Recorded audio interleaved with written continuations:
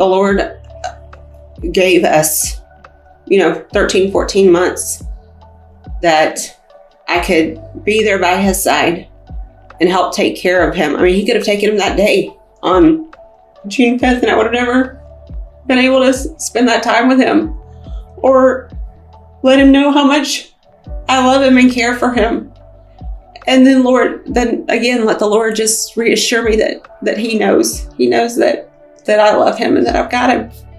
So I was like, I felt the Lord just say, like, when I take him, are you still going to praise me?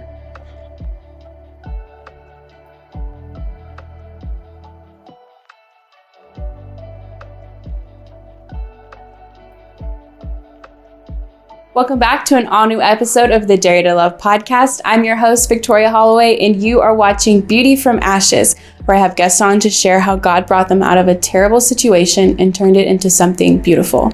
Today's guest is Misty Candelaria, and she's going to be talking about the loss of her husband, along with financial struggles, and how she learned to trust God through it all. So I hope you guys enjoy. Okay, so Misty, just tell me a little bit about yourself, how you grew up, what you do, all that kind of stuff. So I am a Georgia native, born and raised in Georgia. Grew up in Gwinnett County. Have a sister, and we're very close.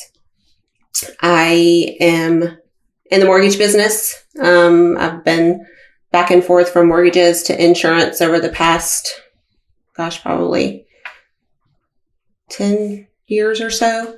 But now, so I'm back in the crazy mortgage business. I got married last year in July, and so my husband and I just had our 1-year anniversary. We got married on the 4th of July, and we live in Braselton. I have 6 bonus children and 3 grandchildren that I haven't met before. That's awesome. So tell me about a little bit about how you grew up and how you met the Lord and started a relationship with God.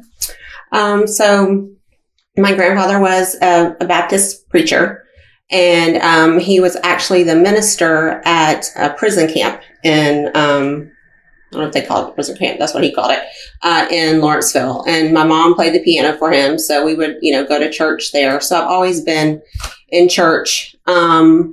Probably out of church for a few years, before teenage years, and then started back around 13 or so. And then I've pretty much been in church since then. We went to a small church, Mount Vernon, and my mom played the piano. And it was just a very small knit, community. And went to Mount Vernon until I started going to Free Chapel when Free Chapel opened a campus in Beaufort. So that was the beginning of 17, I believe. And so I've been at Free Chapel since 2017. I got saved when I was 13. They had a play at the church, and it was, I can't remember everything about it, but I do remember that they were talking about hell, and, the people were, screaming out and, just crying out. And I was like, oh my God, I'm 13 years old. I'm like, oh my God, I want to go there, Lord. So I remember going to the altar, and it was just very, just a very surreal experience. Oh my gosh, this is just amazing. And so I, had a relationship with the Lord since I was, pretty young. I got married, met my first husband, Emmanuel, when I was about 19 or 20. We met at the gym. I used to work at Gold's Gym, and he was one of the members there. And so met him there. We were friends at first, and then started dating.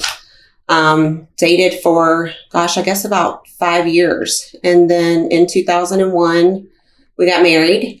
And he had a daughter from a previous relationship. Her name's Madison. And so I knew her from very young. So I've known her since she was, a toddler. Mm-hmm. So Emmanuel and I were married for 17 years. So married for 17 years. So what were some of like the trials that you experienced while you were married to Emmanuel? So, we had a great relationship. It was always like if you saw Emmanuel, you saw Misty. So it was always, Emmanuel, Misty. And it was something that, a lot of our friends, the wife may go off and do, things with her friends all the time, and the husband would go out with the guys all the time. But it was always, if we went out, we always went out together, as a couple. Mm-hmm. So we were always together. Mm-hmm. Never spent the night away from one another until probably, it was 2016. I went to the lake with my friends. She had a lake house there. And so it was like 3 of us just went, and we were gone for like a couple days. And that was it. That was the only time that we had really ever been apart. He had some health issues. He was a big workout guy. I mean, he worked out all the time. And so he probably tore pretty much every muscle in his body, whether it was his shoulder or his tricep or his knee. He had tons and tons of surgeries. And so I was always, there by his side during those times. Then in 2008, he had been feeling pretty bad for probably a while. And he'd gone to the doctor and did some blood work, and they basically his kidneys were not functioning, and his numbers were his creatinine levels were very high. So the doctor, he went to a nephrologist. He was referred to a nephrologist, and so I remember this was right around Christmas or right after Christmas, and the nephrologist said, he looked at his blood work and he was like, "What have you been doing?" And he was like, "Well, what do you mean?" He was like, "You were in renal kidney failure." And Emmanuel would, like probably the week or so before he went to the doctor, I mean, he was like falling asleep, almost, driving. He would have muscle cramps where he would like almost fall on the floor. They were so severe. And so they got him to the hospital, and he was stage 3. He was in stage 3 renal kidney failure. And so he was at one hospital, and we got him transferred to another hospital where they can actually do, kidney transplants, because we knew that was probably going to be what he needed. Yeah. So we get there, and he had an amazing doctor, and so had to start dialysis. And then eventually, so that was in January of that year. Eventually in November, he had a kidney transplant. His brother donated his kidney to him. So of course that was, huge. Another thing that had happened right before he was diagnosed, we had just sold our house and moved to another house that was in the middle of pretty much the market busting, and there was a builder foreclosure. So Emmanuel always wanted a little bit better than what we had. So he wanted a house with a basement. We really didn't need a house with a basement. There was 3 of us, with Madison there, and she wasn't there all the time. But so he wanted a bigger house with a basement. So we moved from our perfect house, which was a 2-story house, to a huge house with a basement. But the week that we moved into the new house, that next week he was in the hospital for kidney failure. So we went through that year with dialysis. He actually took dialysis at home. And so he would have to hook up to a machine at night, and it would run all night long to, clean his kidneys. And then in the morning, of course, would get up and go about his day. So from that point, again, that was in 2008. So he would work at home, or not work from home, but he would work some. He worked with his family, so it was a family business. So of course it was, they were very accommodating, So we went through that, and then got through that. And thank God, he got the kidney transplant. He was doing so well, and it was just amazing how he just kind of bounced back. Yeah. I remember when he got the transplant that day, he had gone from, he looked ashy. He looked almost like death, pretty much. And then the next day, when I saw him, it was like, so he's Greek. So he had, that pretty olive skin. So the next day I saw him, he looked like he had just got back from the beach. He had this glow about him that was just amazing. And I was like, oh my gosh, like, thank you, Lord. So, I was close with the Lord, but not probably as close as I could be, kind of going to church, of course. Right. Going with my mom because Emmanuel didn't want to go to church. That wasn't his thing. So, but I would go, of course, and, I had a relationship, but not probably as close as it could be. Yeah. Not too long after that, he went into, he was having some issues with his heart. He was feeling strange. So went to the doctor and they said, that he had a widowmaker. And I'm like, what's a widowmaker? And they're like, a widowmaker is a blockage that, he could pretty much, die at any time. And I'm like, great, Lord, like, we just went through this whole thing. Like, isn't that enough? Thank you, of course, for the blessing, for the kidney. But still, why are we going through this now? So, I was just kind of a little irritated.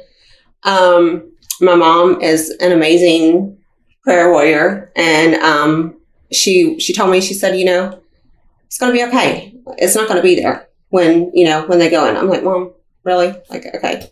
I don't really believe that that's going to happen. And so, she just kept saying, just trust in the Lord, that's going to be okay. So here we go to the procedure for them to do put the stents in. And so he goes in and my mom was there, my aunt's there, his sister and his parents came. So we're all, just there waiting in the waiting room. And so had probably been 30 minutes and they came out to get me. And I thought, well, that was strange. That was really quick, So I go back and he's awake and I'm like, how many stents did they put in? And he said, I don't think any. I mean, he was still a little groggy. And I said, oh, what do you mean? So the nurse comes in and she's like, oh yeah, it must have been a false reading because there was no blockage there when we got ready to go in. I'm like, wow, like, You're kidding me. So that really, not a slap in the face, but kind of like wake up, like, see how good the Lord is, see that, he can move mountains. So after that, he was good, for a while, but he was on so many medications for the kidney, for rejection, basically. And it was hard to watch him because when we first met, he was this big, healthy guy who worked all the time. He wasn't one, I did a lot for him. He was spoiled. I cooked dinner and cleaned the house, so it wasn't like he used to do a lot of stuff around the house. It wasn't like that kind of stuff, but it was just that he couldn't really do the things that he wanted to. And he felt bad, a lot of the time. So found out he was going into AFib. So AFib is where your heart, it doesn't beat in what's called a sinus rhythm. So like in a normal rhythm. Mm-hmm. And so heart rate can go really low and then it can go really high and it's just very taxing on the body. So he went into AFib and he would have to take like blood thinners and, more medication. And he was just on so much medication that, he didn't feel well. And then the other health issues, just everything, right. In combination. So he was in AFib. I don't know if you know anything about AFib, but if your heart is out of rhythm, they can shock it back. So basically they, jump-start it. Yeah. And so it hopefully will, go back into a normal rhythm. So he had that done a couple times. Another miracle, the first time that we went to do that, he was, of course, scared to death. And so, just praying like, Lord, like just convert the heart back before we get in there. And he did. So, I mean, we're in there. He's all, we had to get up at 4:00 in the morning. They've got everything on him. The IV started and everything. And his heart just converts, before they even have to do anything. And so again, God's just showing up, just, time after time, like, see what I can do, trust me, talk to me, believe in me. and I can do things, for you that is not normal. It's a miracle. So, just a lot of his, we didn't fight much at all. We had our arguments here and there, but it wasn't, it was a good marriage, and he loved me. Like he loved me with all of his heart. And I loved him. It was just kind of, it was just Misty and Emmanuel, for 17 years.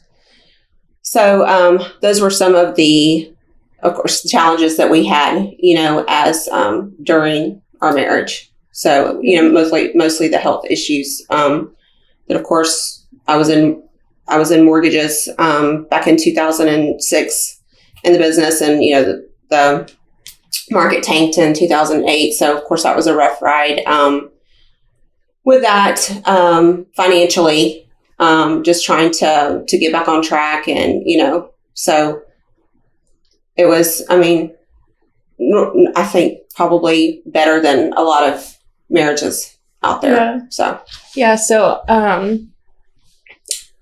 it's crazy because how many times things should have gone terribly wrong, and God really stepped in and helped you guys out, and just showed faithful to you and your marriage with both with you and with Emmanuel, you know? So what, after the whole AFib, situation with his heart, what happened after that as far as getting things back to normal, or did it? Well, so he would have to go, for blood work,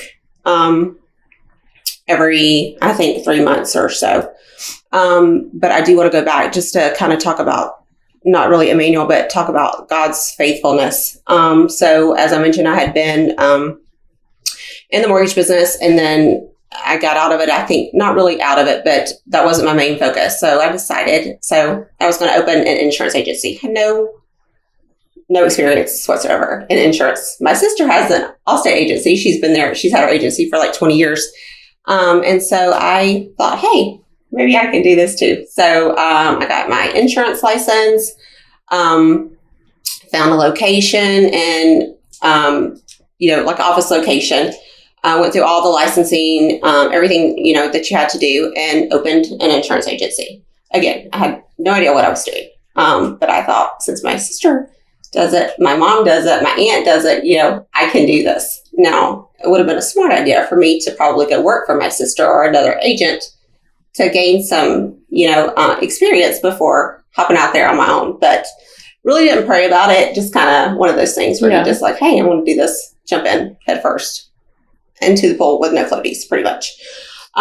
So opened at the agency, and again, it was a struggle, just trying to get business, and then especially if you really don't know what you're doing, you're not very confident, when you're trying to get business. So it was a long, probably 3 years.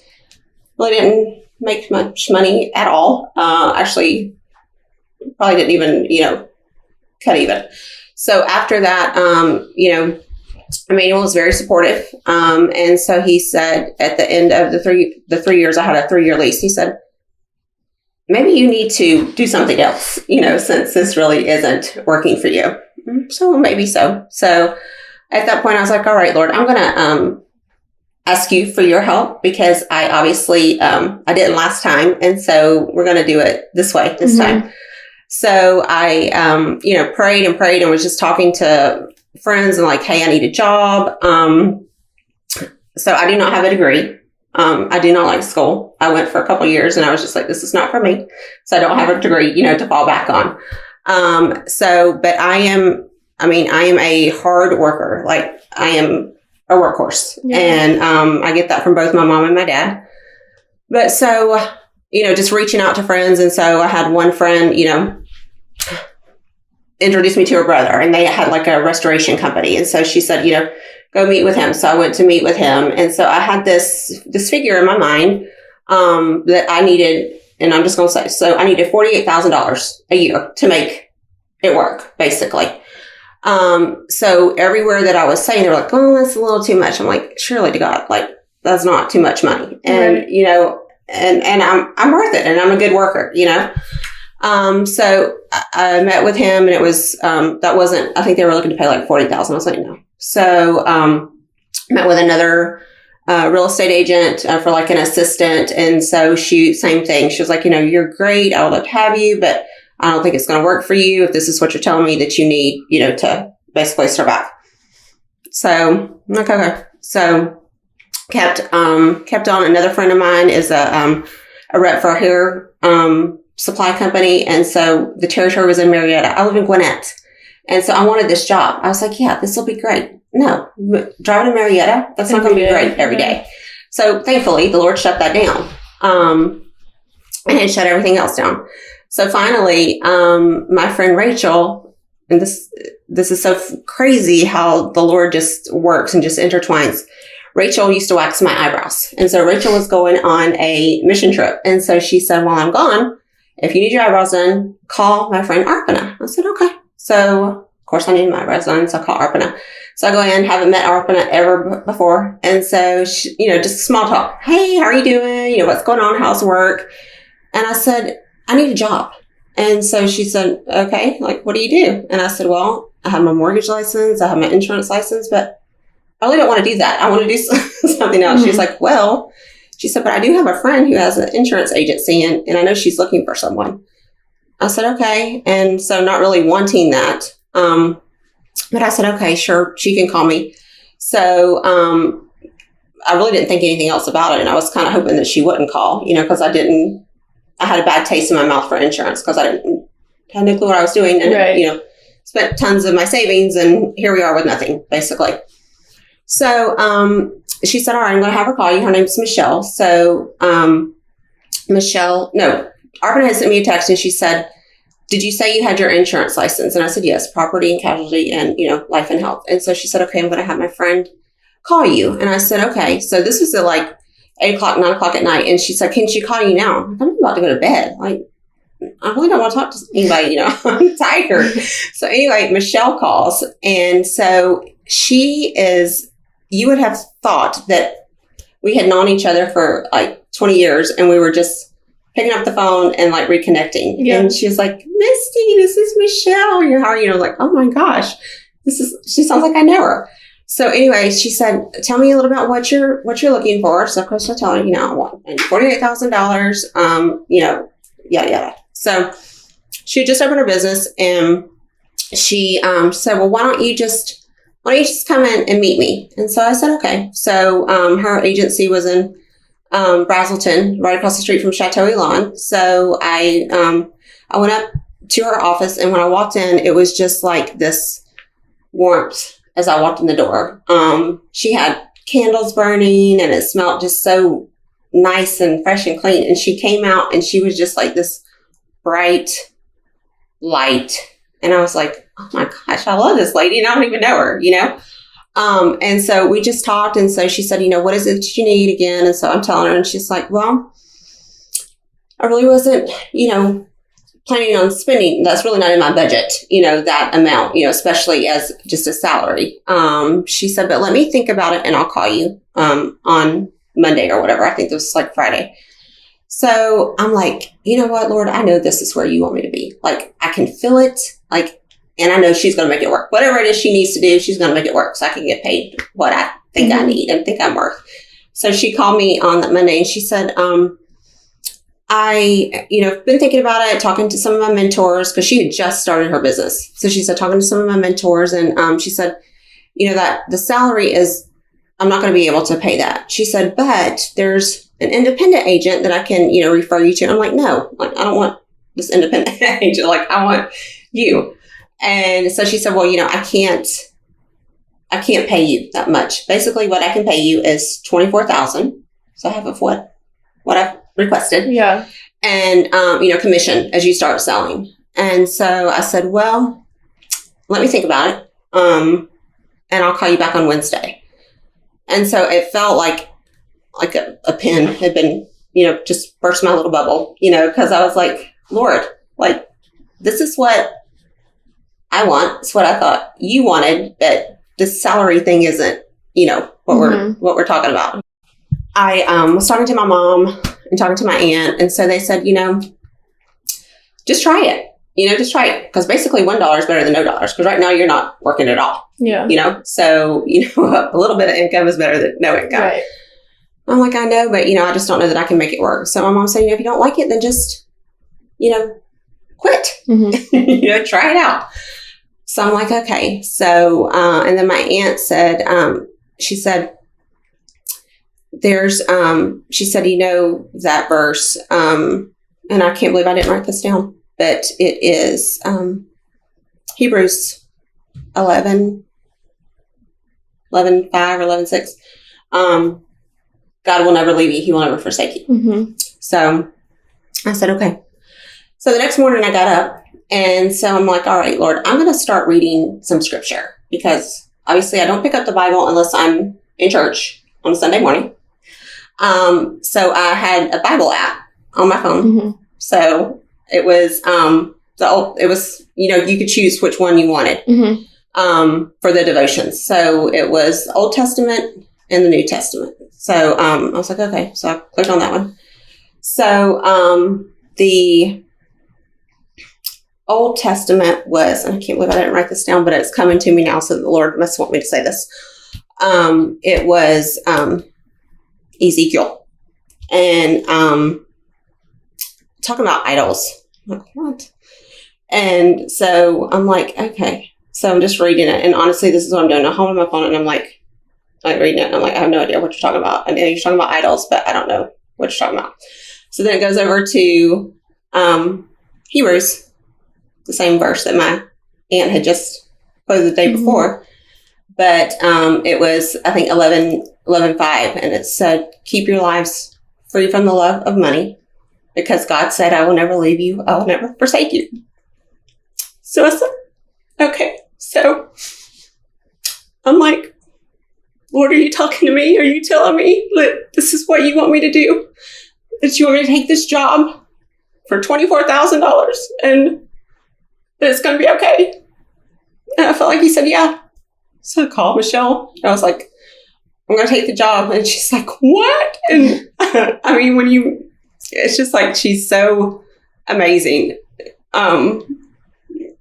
She had such an impact on my life. But she was like, oh my God, I'm so excited. And she would call me Misty Lynn for some reason. I don't know. I don't know why. But so anyway, that was my nickname, Misty Lynn. So so I started working. So I went in and I accepted the job. And so I started working for her. And so there was another girl working there when I started. And it had probably been about 2 months or so. And she took another job. And so it was just Michelle and I. And so when she left, Michelle came to me and she said, I'm going to increase your salary a little bit. She said, since the other girl left, she said, I'm going to hire somebody else, but I'm going to, structure a little bit differently.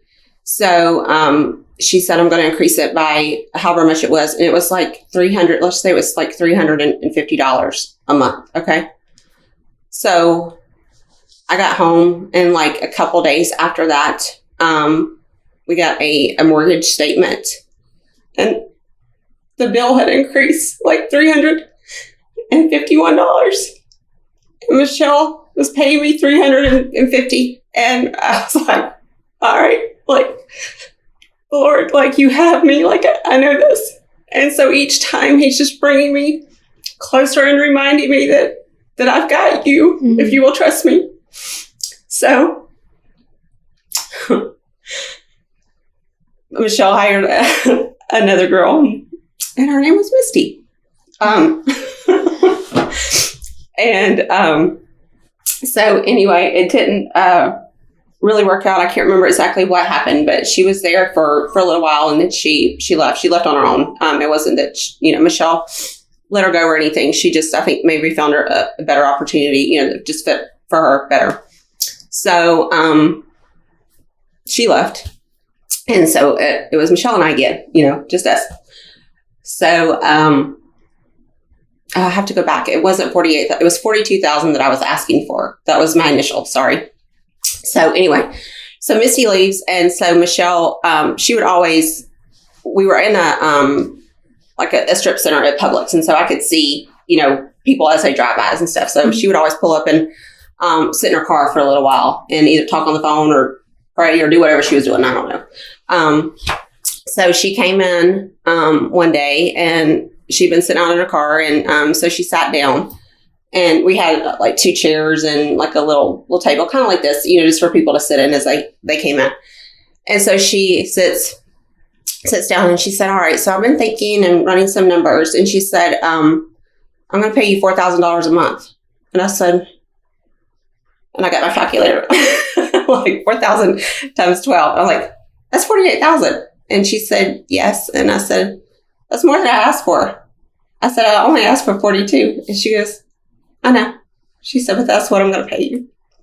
So within 6 months, my income went from 24,000 to 48,000 because I trusted God that he was going to take care of me. And just each time he showed me just giving me a little bit, just a little bit more like, hey, like I am here and I've got you.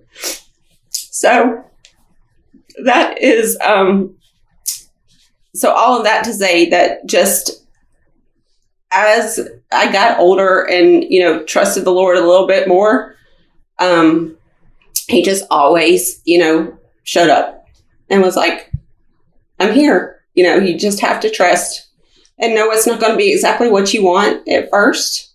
But, I know I've heard people say, he's not a genie in a bottle. Like you can't just go and like, I need this, and voila, here it is, So that's just a little backstory just to kind of share like what he did in your life. Yeah. And so we can get back to Emmanuel, yes. Yeah. So all of this is going on as Emmanuel's going through the AFib, yes. kidney, and all of that. Okay. Yeah. So this was in probably I think I started there in like maybe 2014 or so. Okay. Yeah, 2014. I think 2015, something like that. So on June 5th, 2017. Emmanuel was supposed to go to the lab to get his blood work drawn for, just to see all of his levels and everything. And again, he had to do it like every 3 months for his kidney and then also for his heart. June 5th. But let me go back real quick. So June 4th is Madison's birthday. So June 4th was on a Sunday. The day before, June 3rd, we had celebrated her 21st birthday. We went to, what is that place? It's in Duluth. It's seafood. I can't Capito. No. It's okay. Yeah, anyway. So we went there, celebrate her birthday. We were there with, so Emmanuel was there and, so Madison's mom, Wendy, she's remarried. So we were there with her, Wendy and Todd, and then Madison's stepbrother, and then Madison's grandmother, Wendy's mom. So just there celebrating her birthday. Oh, and then Madison's boyfriend at the time. Now husband. So we had a good day on Saturday, and then Sunday morning, I had started that year, that was 2017. So I had started going to Free Chapel. I had never volunteered or really done anything in the church. So when I started going there, I was like, you know what, I'm going to get involved. Like I'm going to do something. So, I, started volunteering or serving. And so I was, a greeter. And so it was I loved it. I loved seeing all the people and just being involved, The other church, the Mount Vernon, where I went and grew up, it was just smaller. So they really didn't have opportunities, to do those kind of things. And so I've been serving since the beginning because it opened in January. And so on June 4th, the pastor preached a message about the power of expectation. And so he was just talking about just, be expectant of God and just of what he can do. And so I remember one of the things, and he kept saying this, get up on your tiptoes and expectation. And that just really stuck. And so I remember everybody was at the altar that morning. And then after that, I'm like, gosh, this person, I would always send sermons and songs and verses to all my friends that I thought needed it. So here I go, and I'm sending this sermon, you need to listen to this. You need to listen to this. And not really knowing that it was me that was going to need that the next day. So on June 5th, Emmanuel was going to the doctor to the lab for his lab work. And I think he was supposed to be there at 10 or 11. So I was at work in American Family, and got a call from the hospital, the emergency room. Didn't realize at the time it was a chaplain who called me, asking me, if I could get there, that Emmanuel had been in an accident. And so I said, well, is he okay? And he said, well, how soon can you get here? And I'm like, I don't know, 30 minutes or so. And so he's like, just, get here as soon as you can. So, that's bad if they won't tell you what's going on. So I get there, and he's in a neck brace, and he's awake, but he looked at me and he said, this is bad. And I'm like, Emmanuel, it's going to be okay. We've been through a lot. Yeah. And so it's going to be okay. He has C5, C7 spinal cord injury. So, no feeling from his waist down. So they had to do surgery, and, they did surgery. So this was early in the day when it happened, 10 or 11. It actually happened, right across the street from my parents' subdivision. He was driving down the road, and, the witnesses said that he was driving fine, straight. And then all of a sudden he veers, over the line to the left, and going, of course, 40, 45 miles an hour. And he hits hits the bank, and the car flew up and hit, the utility pole, the pole bust, and the car flipped over. My mom's neighbor was walking in the subdivision, and he heard the accident. So he goes over and he climbed in through the back, and, just told Emmanuel that he had no idea who he was. He didn't know it was Emmanuel. He just heard this, and he just goes over, a good Samaritan, to see if he can help. So telling Emmanuel, it's okay. Emmanuel was trying to get out of the seatbelt, and some people had come out, and it sounds just like him. But he told him, he's like, do you have a knife? Go get a knife so I can cut myself out of the seatbelt. I mean, they thought he didn't, but, so, Paul, who's my mom's neighbor, was like, it's okay. The paramedics are coming. It's okay. Yeah. And then there was actually a nurse that was in the car, behind him, who came over to be with him. So the Lord just lines people up, just angels, just to be there with him. So, of course, so they take him to the hospital, and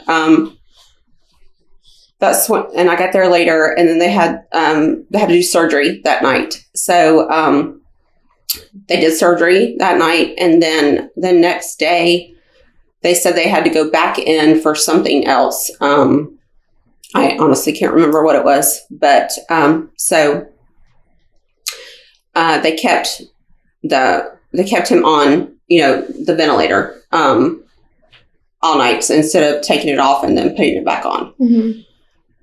So, a couple days later, he was still on the ventilator, and then he got an infection, and an infection in his lungs, I believe, which was, of course, not good. Right. So they started, of course, the heavy, antibiotics. The doctors, the nurses are all very grim, have no hope whatsoever. Look at me like I'm crazy when I tell them that, I'm not listening. to negative. They can tell me what they have to tell me.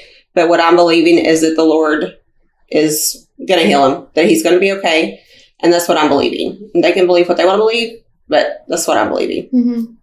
And so again, they all looked at me like I was nuts. And they would come in, and when they looked me in the eye, they would turn their head, I guess to see if I was crooked. I don't know. And say, "Are you okay?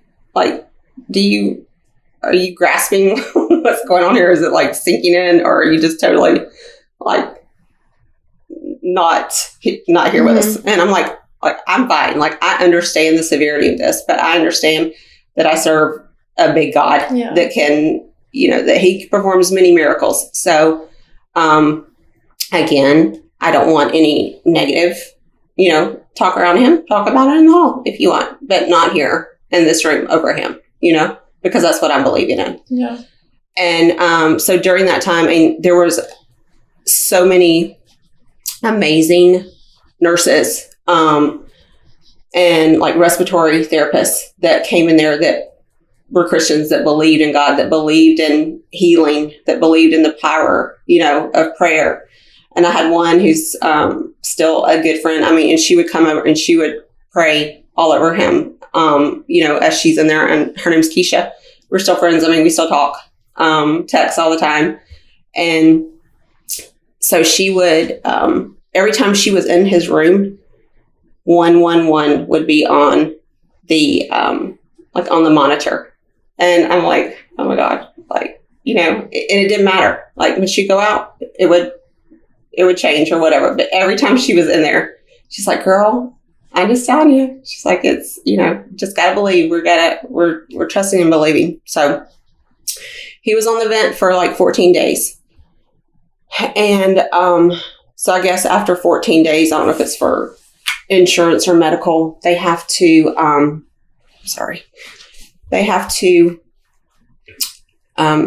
take you off the vent, and they can put a trach in. So that's what they did.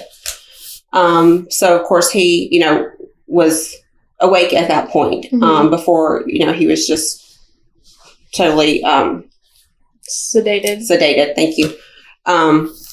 So when they put the trach in, then, he was awake. So of course he was, confused, not knowing what's going on, but you're just trying to reassure him, he was going to be okay, that, they were taking care of him and all this. So, he was at that one hospital from June 5th until like the beginning of July. And, I wanted him moved to a different hospital. One, because all of his doctors were at this other hospital where I wanted him to go. Mm-hmm. And they, he had a history with them. Right. They knew his medications. They knew his health, medical issues. So anyway, I wanted him there. So, they moved him to that location. But, from the initial hospital, he had developed a bed sore. I didn't know what a bed sore was. One of the nurses told me, she said, "I want you to look at this so you can watch it." And I said, "Okay." And it was probably about the size of a quarter. And it was on his tailbone. And so I said, "Okay." So we get to the other hospital. And probably within a few days, it had like erupted. And it was huge. I didn't see it again until probably maybe 2 weeks. And at that point, it literally looked like he had been shot with a cannon. It was like the size of a grapefruit and probably that deep. And I had no idea how that could happen to a person. Mm-hmm. Of course, thank God he couldn't feel it because he had no feeling from his waist down. Mm-hmm. But I can't imagine what he would have been going. He probably would have died from the pain, severity of the pain. So he was getting better.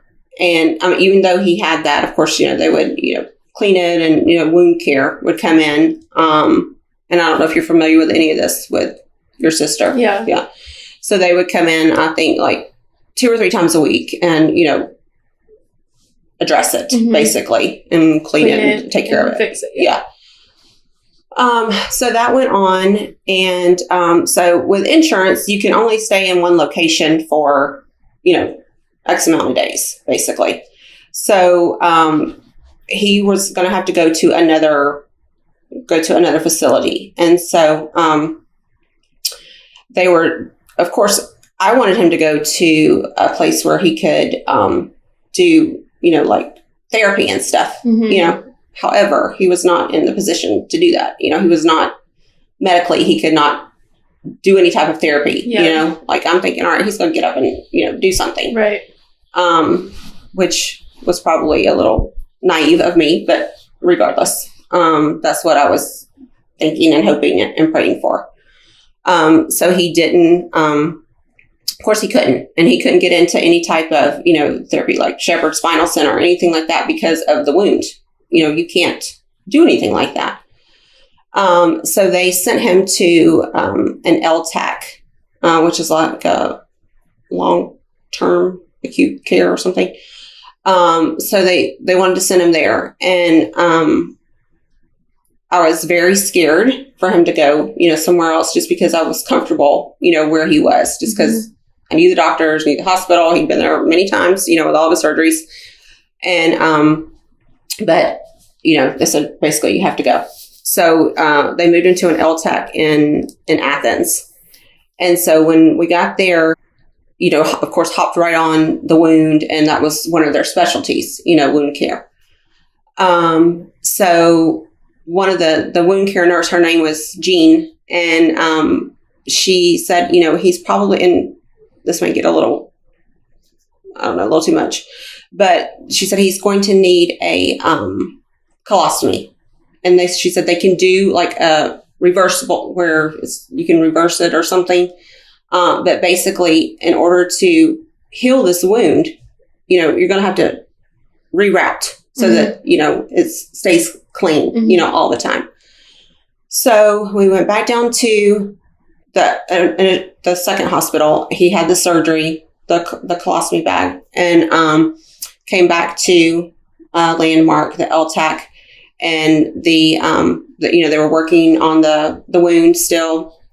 And he would pretty much freak out when they did wound care, just because he had to turn on his side. Now, again, he's been in the bed, he can't. So how long was he in the hospital at this point? So that was probably, June, July, August, September. That was probably September, October. Okay. So several months. Yeah.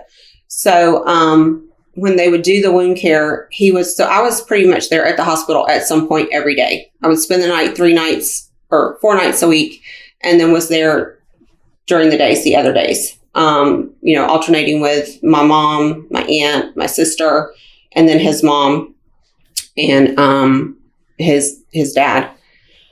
So we would all take turns, so he was doing wound care, so he would freak out. So I would turn on praise and worship music while we were doing it. And basically just, stand up by the bed. He would be turned over and they would be doing, cleaning and stuff. And so I would stand up, by his head, and just kind of just be there for him, and just kind of like, it's okay. I mean, he would literally be crying. And so this went on for, for months. And so, one day, and again, Emmanuel, he would not go to church with me at all, but he had his own relationship with God. He told my mom one time that I sit at the kitchen table and I pull a chair up and I talk to him. I talk to the Lord like he's here at the table with me, which he is. I mean, he's wherever you want him, he's there. And so Emmanuel had, I think, a hard time believing that the Lord loved him so much.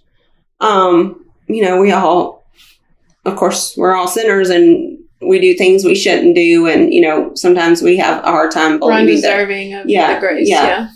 And so, one day he was just, just crying. I mean, just tears just coming out of his, just falling.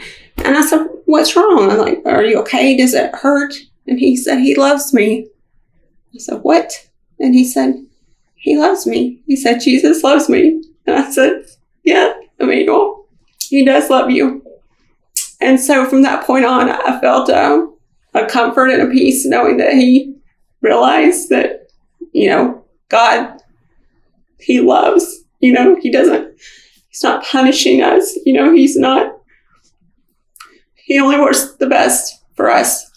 So that really stood out to me, like, all right, Lord, thank you for sharing that with me, that he's finally come to the realization that you love him, that he's your son, So time went on and, he would get better and he would, relapse, and it was just a constant up and down. But it was a miracle the way that the Lord was just there with us the whole time.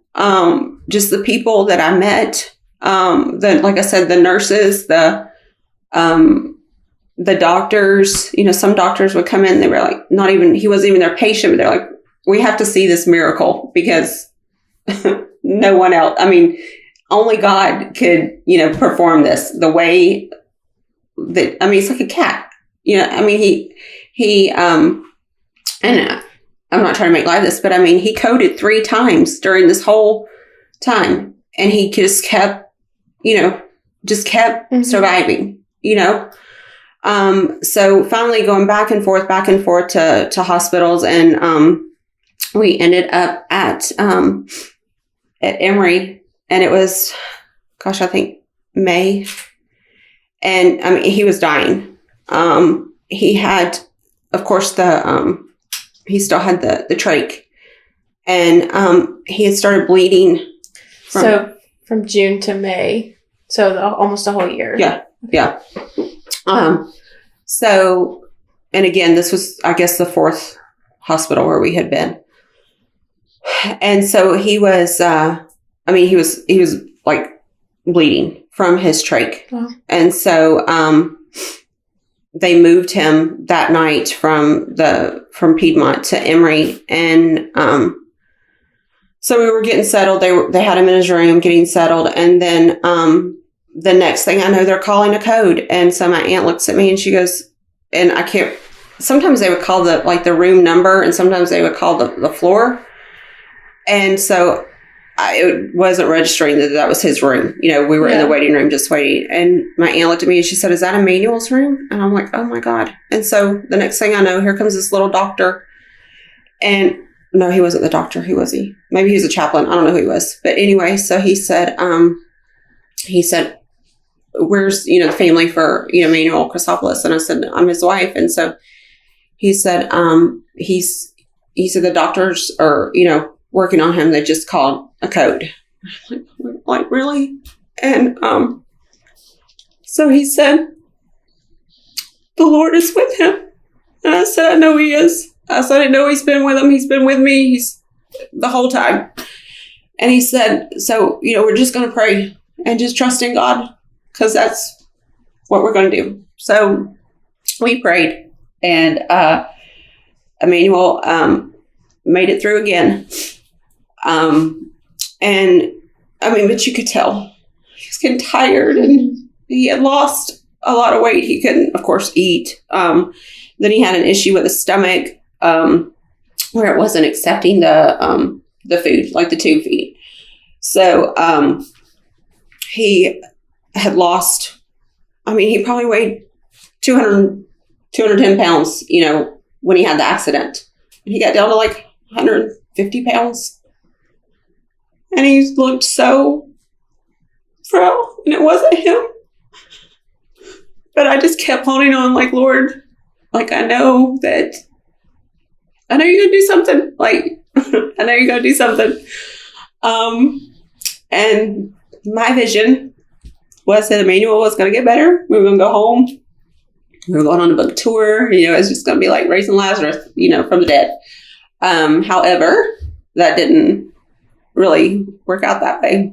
But again, I know that Emmanuel would not want to live that life. He wouldn't want to live in a wheelchair. And it was, looking back, I think maybe a little selfish for me but I wanted my husband, and I didn't care if he was in a wheelchair or not, because I was going to take care of him. So that was in May. And then again, he just started going downhill. But he, I think it was probably in, I don't know, the first part of July. I mean, he just wasn't getting any better, and they're like, what are we going to do here? They want to put him in a nursing home. And I was like, I can't go to a nursing home. So I went and toured a nursing home, and I was like, there's no way that he can do this. And thank you, Lord, that the Social Security disability had not kicked in. So he wasn't eligible for the nursing home. So he had to stay at the hospital. So,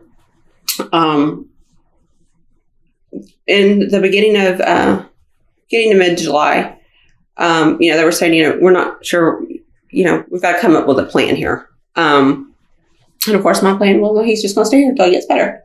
Mm-hmm. But of course that didn't work out. So, I remember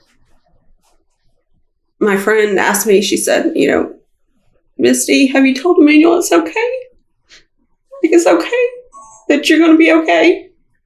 That he doesn't have to hold on. I said, no. Like, I'm not telling him that. Like, no, he's staying here. And so the doctors, they had, like every Monday, they would have a new doctor come in for the week. And they'd be there for the week. So this one doctor, I can't remember his name, but basically he came in, told me, we're not going to do this any longer, that we're going to take him off the ventilator and basically turn off all the machines, and we're not going to let him suffer anymore. And I was like, how can you, you can't do that. How can you do that? Like, playing God is that's what was in my head. Like, you cannot play God with my husband. But apparently they can.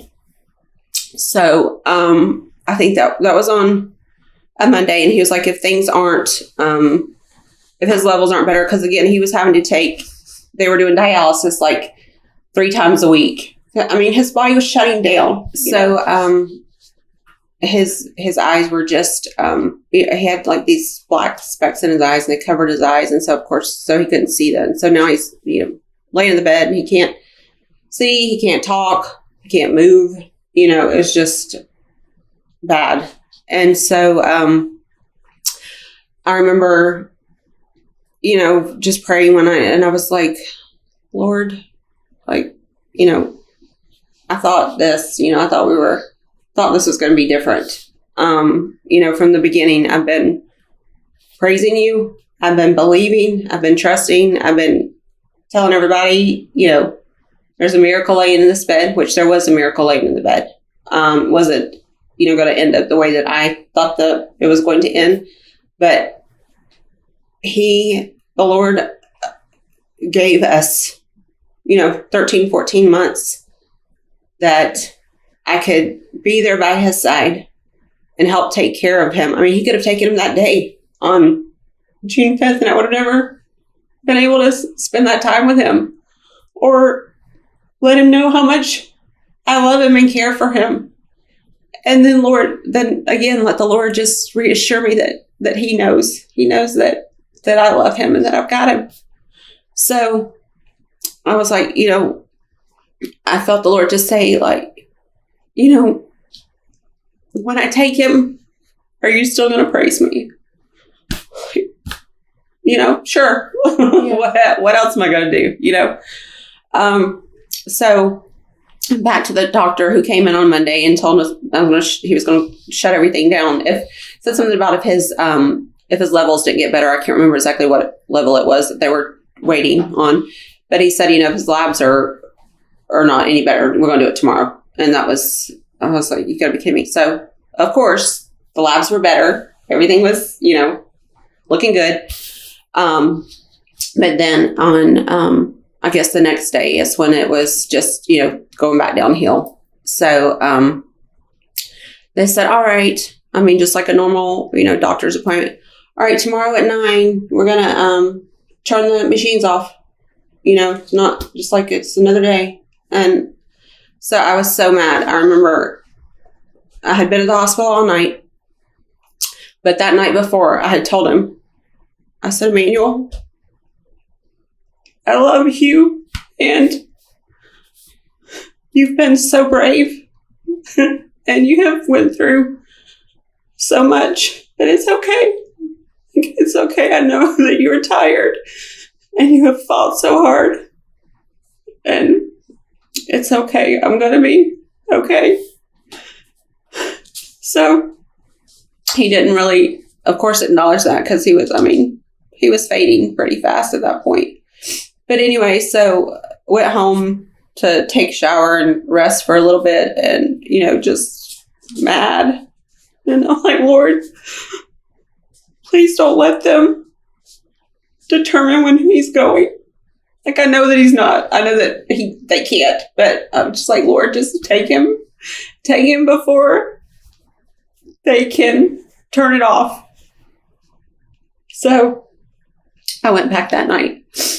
And so this was July 25th, sorry. Went back that night, and so of course I was there. His mom was there, his brothers, my mom, my dad, my sister, Madison, Jonathan, her husband, the preachers, just everybody there with us. And so, and again, they were going to turn it off the next day. They were going to turn the machines off the next day at 9:00. So, we were just in there and just talking, and, I was just talking to him, but again, he wasn't really with it. Had no idea that anyone was there. I mean, he may have, but he wasn't acknowledging anyone, Had on, the worship music was playing, and, then I, basically, was just there, just hanging out with him and everybody, and just being with him. And so I guess it was at 1:45, he had passed. That's when they called, the time of death. So, I just remember just praying for him one last time, and just thanking the Lord for the time that I had with him, and, the miracles that we'd seen, and knowing that he was there, that he was going to be there. So, of course, after that was, very hard going home.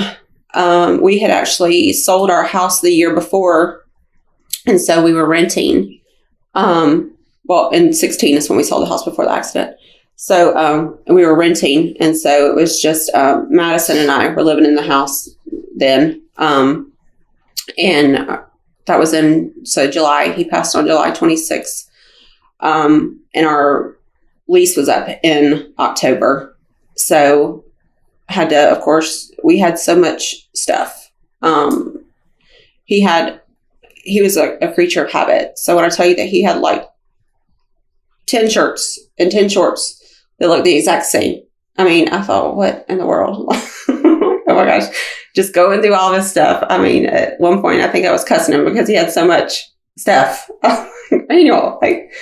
Now I have to deal with this. And, why did you do that? Why, but whatever. But I remember, laying in the bed, just crying many days, many nights. And like one of those, how kids, sometimes they get into that where they're like, why? And asking the Lord that like over and over and over again. And he finally spoke, and he was like, because he was ready. Like, he was ready. So Okay. So, at that point, you just have to get up and keep moving. I'm not one to lay around and wallow around in, pity and sadness. I'm pretty much a glass half full and, try to be positive. And, but I was in, of course, a little spot there for a while. But so my sister, they had bought a house in 16. And so the house had a full basement, had like an in-law suite, full basement with, a kitchen and bathroom and bedroom and living room and, like a little dining room and she had her office downstairs too. So, she said, just come and stay with us for however long you want to. You stay forever if you want. You can stay for however long. It doesn't matter. And because Madison was getting married and she was getting married in May the next year. So, I said, okay, so here I go. And of course, Madison's my bonus child, my stepdaughter. I have no children of my own. So I'm like, all right, here goes the widow to live in her sister's basement, for the rest of her life. And, which I was okay with. I wasn't interested in really anything, in another relationship and anything. So I moved in with my sister in, October of 18 and, stayed there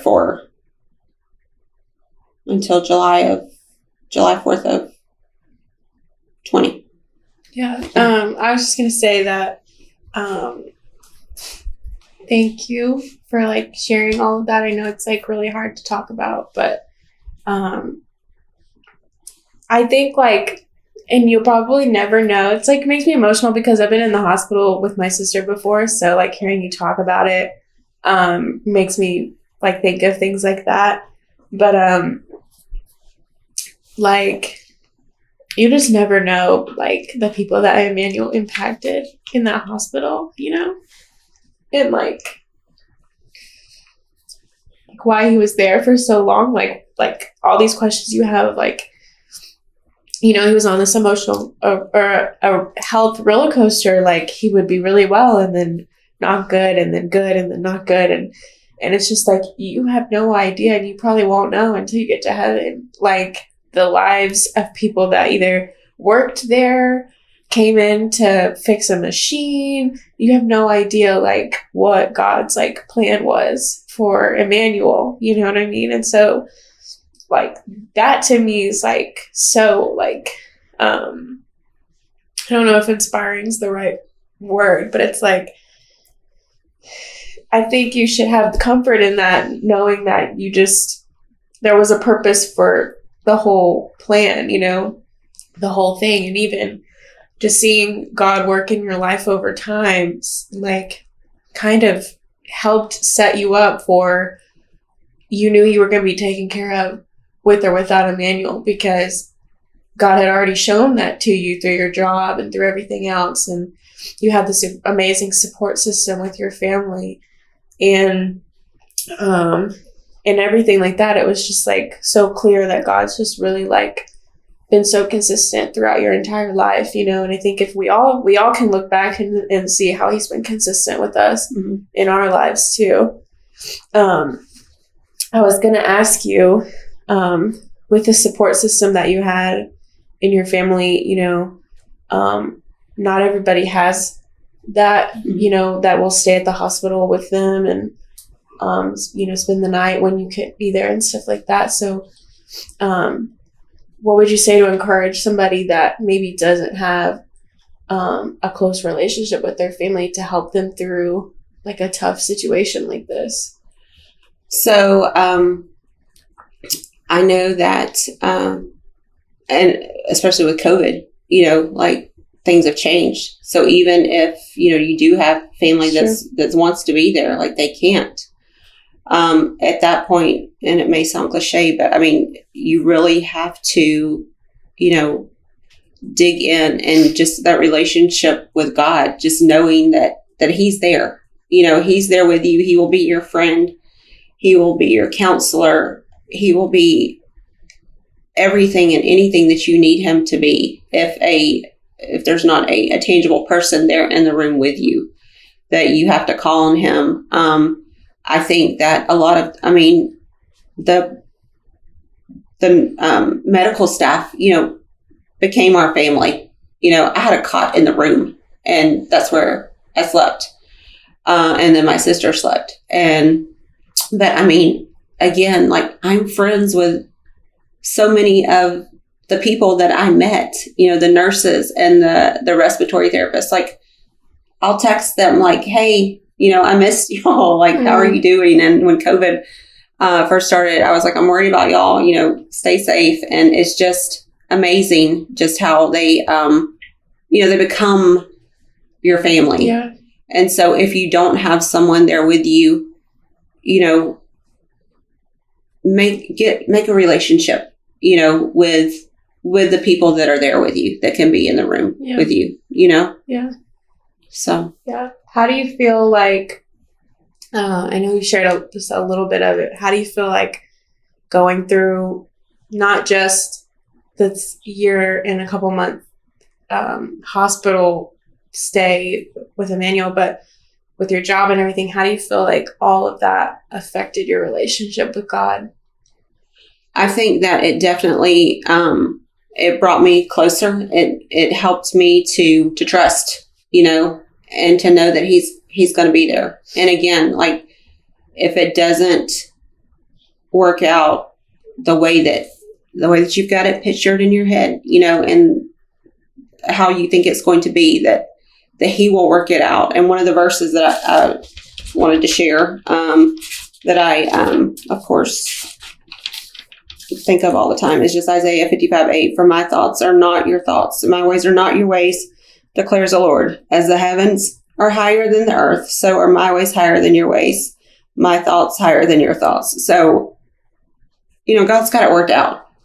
Our measly little brains and minds, we've got it. We think we got it all fixed here, perfectly. But we have to step back just like that. Because I felt with my job with American Family, like, I felt that in my spirit, like that was the right thing. Everything else had been turned down, like, Mm-hmm. And with me and again, with me being, not obedient, but actually, opening up scripture and, just not in a million years would that have happened, that my aunt is, saying that verse the day before.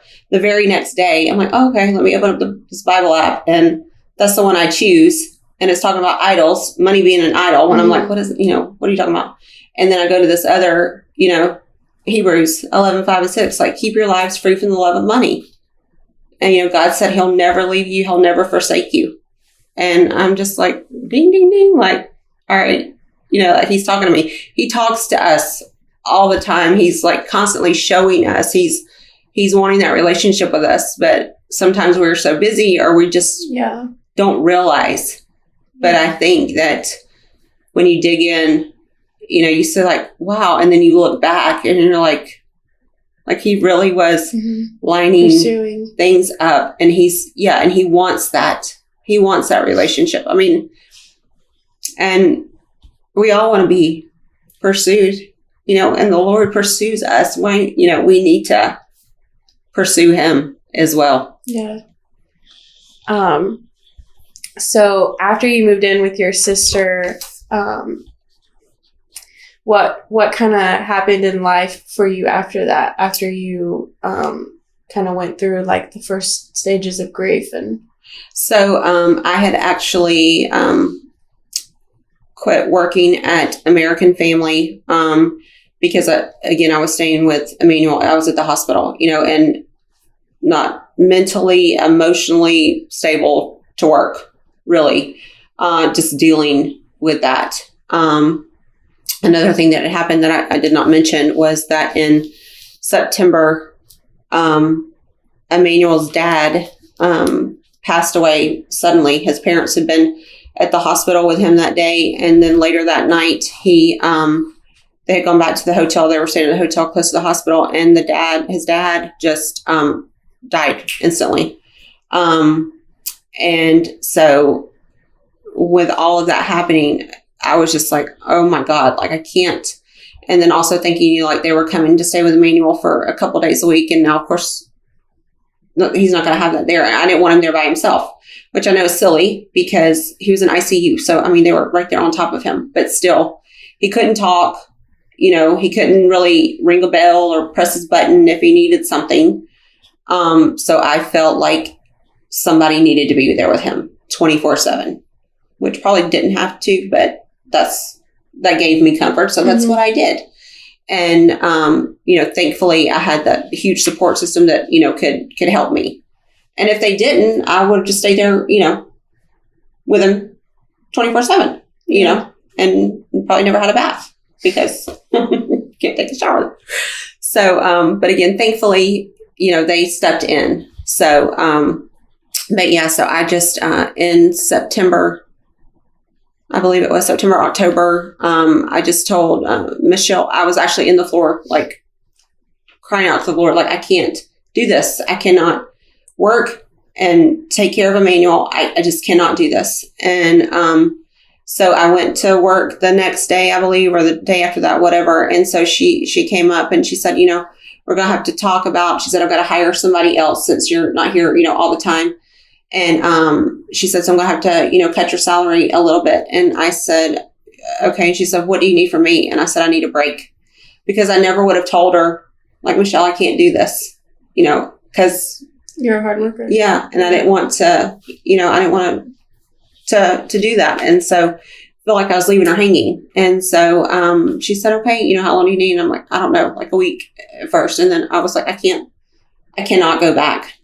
And I mean, she was okay with it. I mean, we're still great friends, no hard feelings. Yeah. And so, but another way the Lord just showed up, one of Emmanuel's best friends had wanted to set up a GoFundMe. I'm like, I don't need that. I'm fine, working. I'm good. He was like, I'm setting it up. And so he set it up, and, they, I think it made like $40,000. I mean, people donated $40,000. Wow. So, I mean, that was a year salary for me. Yeah. And it was just like, I've never seen so many people just so giving of themselves, of support, of, prayers, of just everything, just to help me get through that time. Yeah. So, I, was not working at American Family. So my sister has an insurance agency. Mm-hmm. And so she said, just come and work with us. So my mom works there. My aunt works there. And so she's like, so it'll be fine. If you don't feel like coming into work one day, you don't have to. If you have a breakdown at work, it's okay. Yeah. It's not like you have to, put on this face, when you're there. So, so I started working there, and, that was probably in August or July. Oh no, August or September. I actually started going into the office. And so, just working, going to church, hanging out with friends, just hanging out with my sister, and her family. And so I, would laugh with some of my friends because they would say, are you going to date again? I'm like, no, like I've had my love. I'm good. Like, guys gross me out really, just thinking about having to get to know another one, and know their quirks and, whatever. I'm like, no, I'm good. Yeah. So, my little friend Julie, she would say all the time, she's like, well, what do you like? And I'm like, well, I want him to, I would like for him to, first of all, he has to have clean hands, like nice, clean hands. I don't like, dirt under their fingernails or grease or stuff like that, so, and I like, of course, guys that are darker hair, darker skin. And, so I said, I would love for him to cook and clean. And if he can sing, that's great, just icing on the cake. And so it was just like a little joke. So, I was talking to my aunt one day, and so she said, have you been talking to anyone? I was like, no. And so and I hadn't. And she said, well, I had a dream. And I said, okay. And she said that you met somebody. I was, I'm not looking to meet anybody. Thank you for your concern. Right. That I'm not looking to meet anybody. So, but we laughed a little bit, and I said, if the Lord wants to put him on my front porch in a red bow, then I'll know that it's from him. Like, it was knowing that that's not going to happen. Yeah. So, anyway, time went on, and I was at a service at church. And so it was on a Saturday, and there was lots of people there. And so I had, I was saving a seat. I was actually saving several seats for friends that said that they were coming. So it was my sister and my friend Julie. We were sitting on a row, and I had saved 5 seats or something. Well, so this family comes in, and they said, are all these seats saved? And I said, well, we just need 2, because I knew for sure, or I thought for sure, one of my friends and her daughter was coming, but they didn't show up. So I was texting her, and she never responded. So the kids sit down, and then their parents sit down. And so they said, are you saving these seats? Kids had already asked me. And I said, well, I'm still waiting on my friend, but she hasn't, she's not responding. And so they needed maybe there's 3 seats. They need 2 seats. I said, just take it, whatever. And so there was 1 seat left. And so they kept saying, is she coming? And so service was about to start. And so they said, is your friend coming? I was like, no, just take it. She's not responding, whatever. So I'm sitting there, and so their friend comes walking down the aisle, because again, we were on the end. And so I looked, and I was like, he looks familiar. And so I'm, pretty friendly. And I was like, do you go to Buford? Because I was trying to figure out where do I know this person? And he said, no. And I said, okay. Oh, he goes, no, I used to. And I said, okay, where do you go now? And he said, I go here. And I said, okay. So, he wasn't communicating, he wasn't really, we weren't having a conversation. So I was like, okay, whatever. So I turned around and was started talking to my sister again.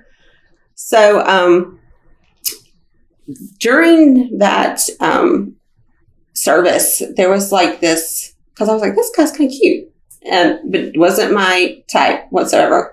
He had on glasses, and he had on a little plaid shirt, and I was like, he's cute, and which was very weird for me, because I was like, really, not looking or saying anybody was cute. But anyway, so there was this connection, this, and it was the Holy Spirit. It was this warmth, just like overtaking. I'm like, this is weird. So, didn't really say anything else. I know the pastor said at one time, look at your neighbor and tell them they've been working out, or, something corny. So we just looked at each other and just kind of, laughed or whatever, and really didn't talk. We didn't really say anything, the rest of the service. And so, I left, and I was like, I don't even know this guy's name, but he was cute. And so left, and I got home, and I checked my email for something.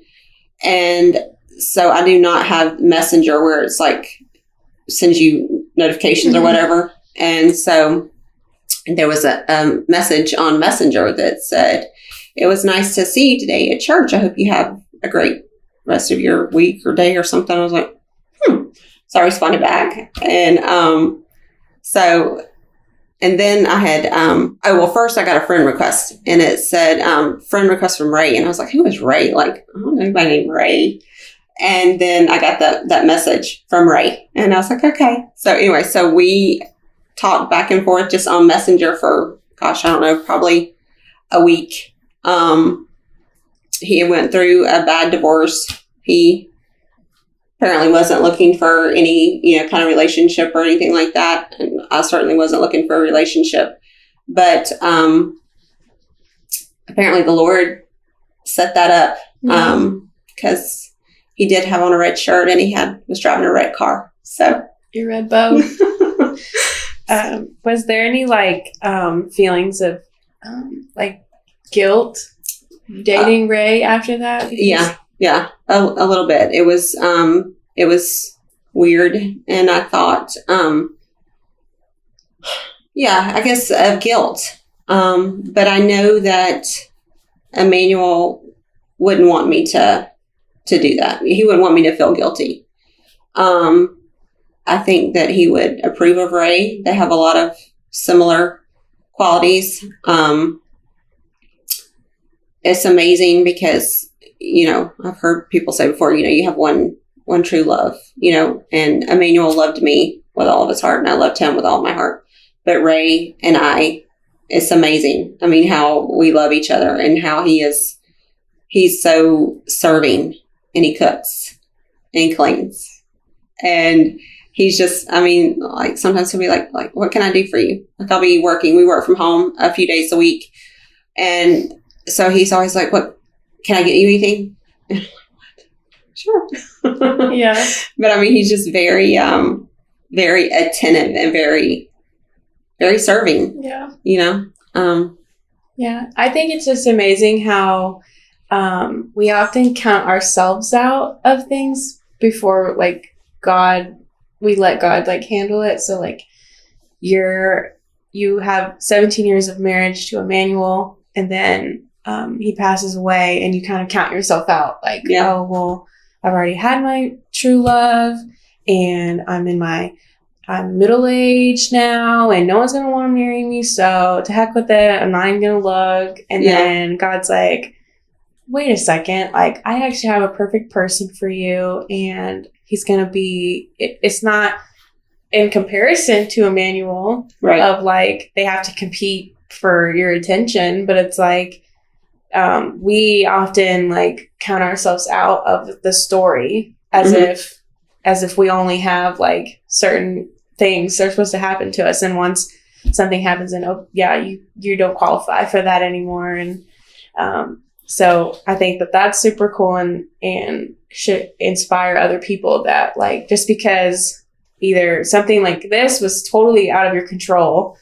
and happened to you, and you still felt that way, or it could be something where they sinned or they did something and it makes them still feel like they're counted out. God ultimately has authority over all of that, and he decides at the end of the day. So this last question, if you were going to say anything to encourage anybody out there that might be going through something similar with a family member in the hospital, sick, or they're a caregiver of someone, how would you encourage them to kind of get them? One thing that, and again, I met so many people in the hospital.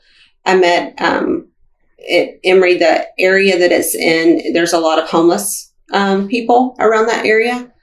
And so, and it's they're drawn to me or something. I don't know. I guess they know I'm going to, buy them food or whatever, say something nice to them, because there was a couple that would always, when they saw me, they would be like, I'm hungry. I'm like, well, let me get you something to eat, So there was this one little guy who came up to me. There's a million people down there. He comes right to me. And so, he was just talking. And so I think I was eating something. I can't remember what it was. And I think it was a grilled cheese or something. I don't know. And so he came over, and I had half of it left, and I said, do you want this? And he was like, no, I think I want some chicken. I was like, okay, let's go get some chicken. So we went and got some chicken, and we came back, and I was sitting down with him. And so he would eat, and then he would put his head down, and he would come back up, and he was like, the Lord has the final say. And I'm like, yeah, he does. But he would just say stuff that just random stuff, but obviously stuff that I needed to hear. So that is, of course, one thing. The Lord has the final say. That, my thing was, again, people would look at me like I was crazy, but I was like, I'm not counting him out. I know this is bad. I understand that it's bad. It's horrible, but I'm not counting it out. God has the final say. He's the one who breathes life, breathes into us, and, he's Alpha, the Omega. He has the final say. So, don't count it out. Try to be as positive as you can. There's power, there's life and death in your tongue. Yeah. So speak life, And not every day, it's not going to happen every day. You're not going to feel that way, but be as positive as you can. Pray to God, trust, believe, and know that he's going to work it out for the best. He has the final say. But I think if you have that relationship and you have, you speak words of life, and not death, I think that helps everybody get through. No one wants to be around, negative and, so you have to be positive and, I say speak life. Thank you so much for watching this week's episode of the Dare to Love podcast. I hope it blessed you and challenged you. Make sure you visit the description below for all our helpful links. Don't forget to like and subscribe so you don't miss out on any new content from us. And follow us on Instagram, TikTok, and Facebook so you can stay updated with everything we have going on. And we'll see you next week for an all-new episode of the Dare to Love podcast.